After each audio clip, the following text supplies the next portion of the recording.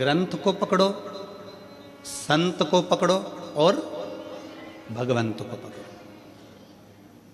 शिव महापुराण की कथा कहती है, मान लो आप ग्रंथ को भी नहीं पकड़ पाए, हो सकता है कि अपन पढ़े लिखे ना हो सकता है हमने पढ़ाई ना करी हो, हम शिक्षित ना हो। पर शिव महापुराण की एक बात बड़ी सुंदर कहती है, आप भले शिक्षित ना हो पर शिव तत्व कहता है कि अपनी आने वाली पीढ़ी को, अपने बेटों को, अपनी बेटियों को, भले आप शिक्षित नहीं हो पर आने वाली पीढ़ी में अपने बेटों को, अपनी बेटियों को, अपने पोते को, अपनी पोती को शिक्षा जरूर दिलाओ और उच्च शिक्षा दिलाओ, जिससे ये बच्चे आने वाले समय में कुछ अच्छा कर सकें।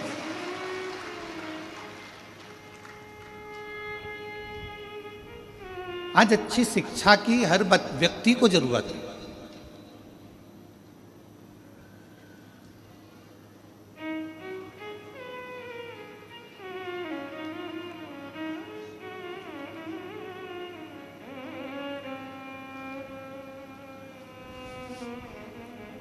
एक दो बार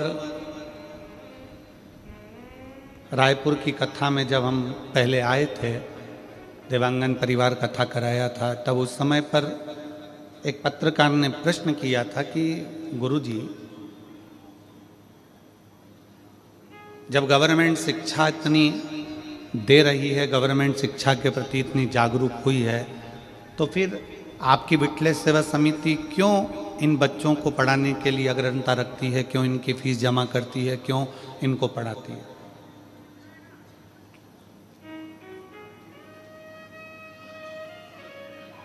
हमने उस समय पर भी उन पत्रकार बंधुओं को कहा था कि ये शिक्षा, ये पढ़ाई उस बच्चे को अपने लिए भी है कि अगर वो बच्चा पढ़ना चाहता है, एजुकेशन करना चाहता है और आगे बढ़ना चाहता है, जब बहुत ऊंचे पद पर वो बच्चा बैठ जाएगा, वो बेटा बेटी बैठ जाएंगे, तो एक बार कुबेरेश्वर धाम को याद करेंगे कि हमारी शिक्षा का किसी ने उद्देश्य रखा था और हमको आगे बढ़ाया। और आज विठलेश सेवा समिति अगर उसकी शिक्षा का थोड़ा सा खर्चा उठा लेती है, तो हमें उम्मीद है जब वो किसी अच्छे पद पर बैठेगा तो वो भी किसी दूसरे के शिक्षा का खर्चा अवश्य उठाएगा और किसी बच्चे को मंजिल तक जरूर पहुंचाएगा। शिक्षा और चिकित्सा,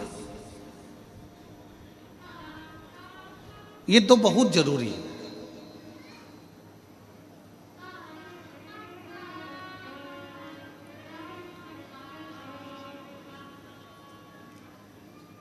और हमारा तो निवेदन है पूरे भारत सरकार से, माननीय राष्ट्रपति महोदय जी से, माननीय प्रधानमंत्री महोदय जी से, माननीय मुख्यमंत्री महोदय जी से, माननीय क्षेत्रीय सांसद महोदय जी से, माननीय विधायक महोदय जी से, अध्यक्ष महोदय जी से, जितने ऊंचे ऊंचे पद पर जो बैठे हैं उन सब से निवेदन है कि अपने क्षेत्र में रोड बने ना बने, अपने क्षेत्र में नाली बने ना बने, पर अपने क्षेत्र में अच्छे स्कूल और अच्छे हॉस्पिटल बनना जरूरी है। शिक्षा और चिकित्सा, ये दो ऐसे बल हैं जो बच्चों की जिंदगी को प्रबल बना देते हैं।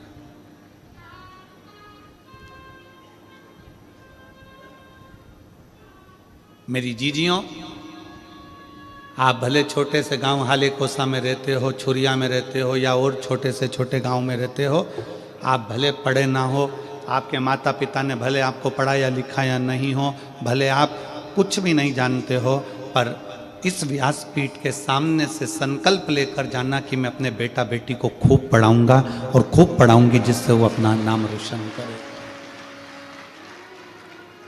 हमारे बच्चे अच्छे पढ़े, उसकी शिक्षा अच्छी।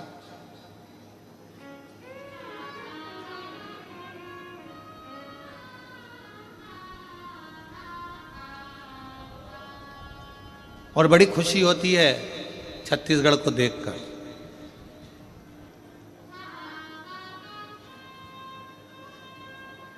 छत्तीसगढ़ को देखकर बड़ी खुशी होती है कि यहाँ छत्तीसगढ़ियाओं ने ओरिजिनल छत्तीसगढ़ के निवासियों ने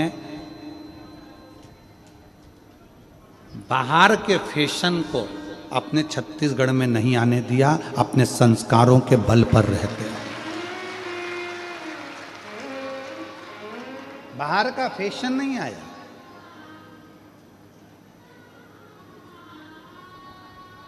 बाहर का भोजन और बाहर का फैशन ये व्यक्ति के क्षेत्र को बर्बाद कर देता है, प्रदेश को, देश को बर्बाद कर देता है। फैशन भी बर्बाद करता है और बाहर का भोजन भी बर्बाद करता है। आज क्यों इतनी बीमारियां फैल रही है? लीवर खराब हो गया, किडनी खराब हो गई, थायराइड हो गया, शुगर हो गई, कहीं बीपी हो गया, कहीं आँखों से दिखना कम हो गया, कहीं कानों से सुनना कम हो गया, कहीं ब्रेन हेमरेज हो रहा है, कहीं ब्रेन ट्यूमर हो रहा है, कहीं गांठें हो रही हैं। उसका कारण क्या है? हमारा खान पीन शुद्ध नहीं हो पा रहा।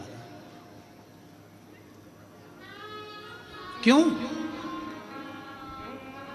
ना जाने कौन कौन सा भोजन बाहर का आ गया। ऐसा ऐसा भोजन, कहीं मैदे का, कहीं काहे का, ऐसा ऐसा भोजन आ गया कि लोग उसे, वो फिर वही बात आ गई, दबा दबा कर खाओगे तो दवा खाने जाओगे। इतना दबा कर खा लिया कि आखिरी में दवा खाना चले। गलत भोजन का त्याग हो।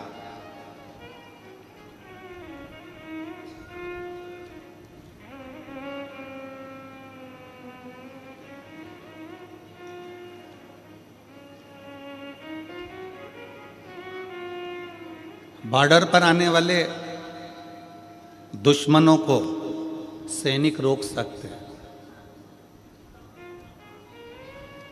बॉर्डर पर आने वाले दुश्मनों को सैनिक रोक सकते हैं। हमारे घर में आने वाले फैशन को और भोजन को हम अपने संस्कारों के माध्यम से रोक सकते हैं।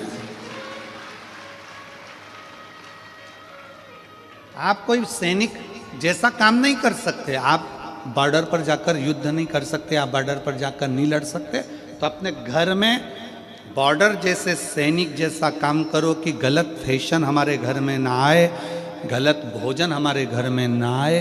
हम इस फैशन को भी दूर भगाएं जो गलत है, और गलत भोजन को भी दूर भगाएं, जिससे हमारे घर में संस्कारों के माध्यम से हमारे परिवार की रक्षा हो सके।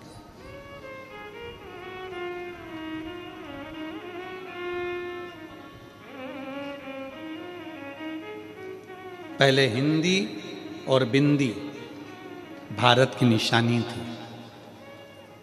हिंदी और बिंदी भारत की निशानी थी। आज भारत में रहने वाले भी जब अंग्रेजी में बात करते हैं तो लोगों को ये दिखाना चाहते हैं कि हम हिंदी नहीं बोलते, हम अंग्रेजी बोलते हैं, हम ज़्यादा अप टू डेट हैं। और शिव पुराण कहती है कि माथे की बिंदी और मुख की हिंदी ये दिखा देती है कि आपके घर के संस्कार कितने हैं, आपके घर के संस्कार कितने।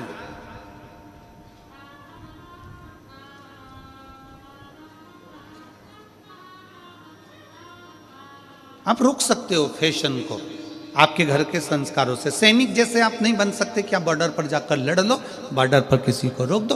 दुश्मनों को रोकने का काम सैनिक का है, और घर में गलत फैशन और गलत भोजन को रोकने का काम आपका, आपके संस्कारों का।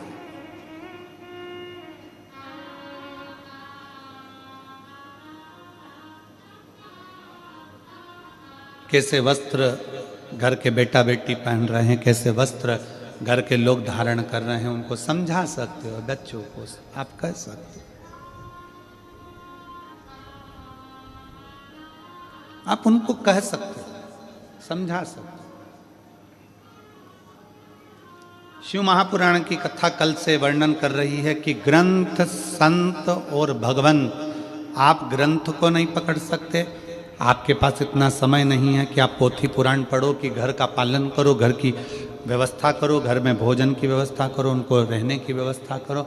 नहीं पकड़ सकते ग्रंथ को, कोई बात नहीं। आप संत के पास भी नहीं जा सकते, कोई संत है उसके पास जाकर नहीं बैठ सकते, ज़्यादा आपके पास समय नहीं है, मत बैठो। पर तीसरे नंबर का है भगवंत। भगवंत कौन? भगवंत को ढूंढने के लिए दूसरी जगह नहीं जाना है। हमारे प्रत्येक व्यक्ति के घर में मेरा भोले बाबा एक व्यक्ति ऐसा देता है जो पूरे घर को तार देता है। प्रत्येक घर के अंदर एक व्यक्ति ऐसा देता है। अपने क्षेत्र में, अपनी कॉलोनी में, अपने मोहल्ले में, अपनी सोसाइटी में, अपने गांव में, अपने नगर में मेरा भगवान शंकर एक व्यक्ति ऐसा देता है जो पूरे गांव को, मोहल्ले को, क्षेत्र को, परिवार को पार लगा देता। हम दिनेश जी साहू जी आपको इसके लिए धन्यवाद देंगे कि वास्तवता है इतने छोटे से गांव को आपको इसलिए साधुता दे रहे हैं कि इतने छोटे से गांव हाले कोसा को शायद कोई क्षेत्र ऐसा नहीं है जिस क्षेत्र में हमने दूसरी बार इतनी जल्दी कथा करी हो, पर हाले कोसा की भूमि पर दूसरी कथा हो रही है। ये दूसरी कथा, ये क्षेत्र है।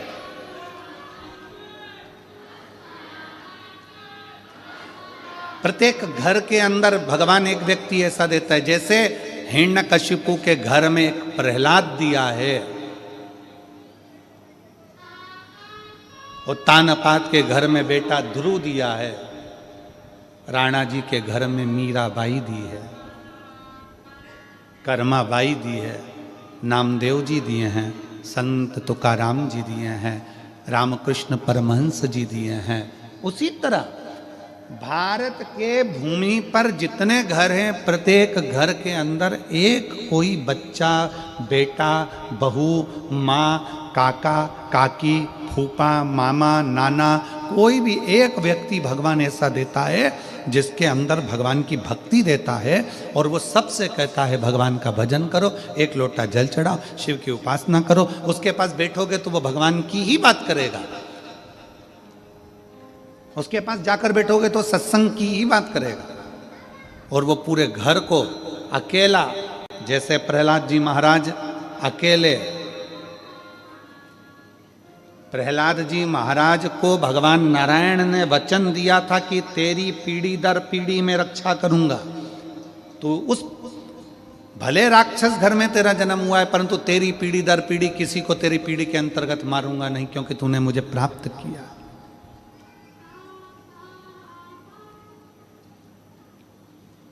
कोई एक हमारे घर के अंदर, हमारे परिवार में कोई एक जन्म ले लेता है, वो पूरे घर को तार देता है, पूरे घर। और आज मुझे बड़ी खुशी के साथ कहना हो रहा है कि जितने इस शिव महापुराण की कथा को टीवी पर सुन रहे हैं, सोफे पर बैठकर, पलंग पर बैठकर, अपने अपने घर का चैनल चालू कर कर, जितने मोबाइल पर कथा को श्रवण कर रहे हैं, और जितने इस हाले कोसा की भूमि पर बैठकर कथा को सुन रहे हैं, आप सब अपने घर के वही प्रहलाद हो, वही ध्रुव हो जो अपने घर को पार लगा रहे हैं। आप अपने घर के वही प्रहलाद हो, आप अपने घर के वही ध्रुव हो, आप अपने घर की वही कर्माबाई हो, अपने घर की वही मीराबाई हो, जो पूरे घर को पार लगा रहे हैं।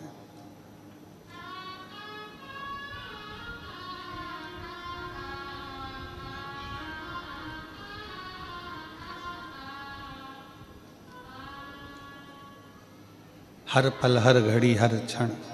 आप किसी ग्रंथ को भी पूरा नहीं पकड़ सकते, संत के पास जाकर नहीं बैठ सकते, तो भगवंत को ढूंढो। भगवंत कहीं ढूंढने के लिए जाने की जरूरत नहीं है। भगवंत तुम्हारे घर के पास में होगा, तुम्हारे घर में होगा, तुम्हारे मोहल्ले में होगा, तुम्हारे क्षेत्र में होगा, तुम्हारी कॉलोनी में होगा, तुम्हारी सोसाइटी में होगा। कोई एक महिला, पुरुष, बेटा, बेटी, बच्चा, बच्ची, कोई एक ऐसा होगा जो भगवान की भक्ति में डूब रहा होगा, और आपको भी कहेगा कि क्यों दुखी हो, एक लोटा जल चढ़ाया करो। क्यों तकलीफ भोग रहे हो, भगवान शंकर की शरणागति में जाया।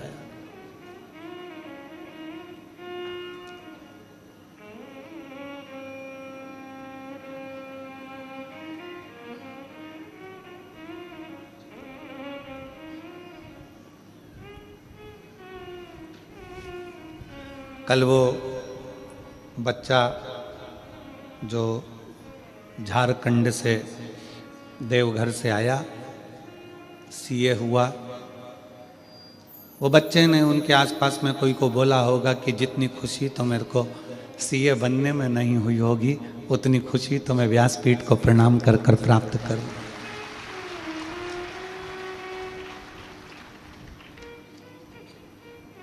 एक विश्वास आपके भीतर है ना,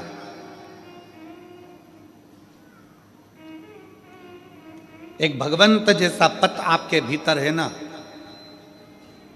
यहाँ पर जितनी बुजुर्ग मेरी माँ बैठी हैं ना, जितनी मेरी जीजियाँ बैठी हैं, जितनी मेरी नवयुवान बेटियाँ, बहुएं, बुजुर्ग माता हैं, जितने मेरे भाई, जितने मेरे बेटा, जितने यहाँ पर बैठे हुए हैं, वो अपने घर में एक बल देते हैं,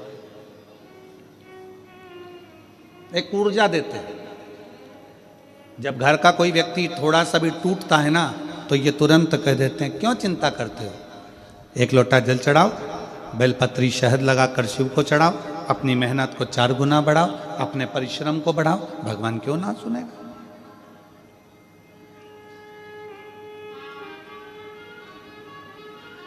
आप किसी को बल दे रहे हो ना, जो दुनिया का सबसे बड़ा दान है,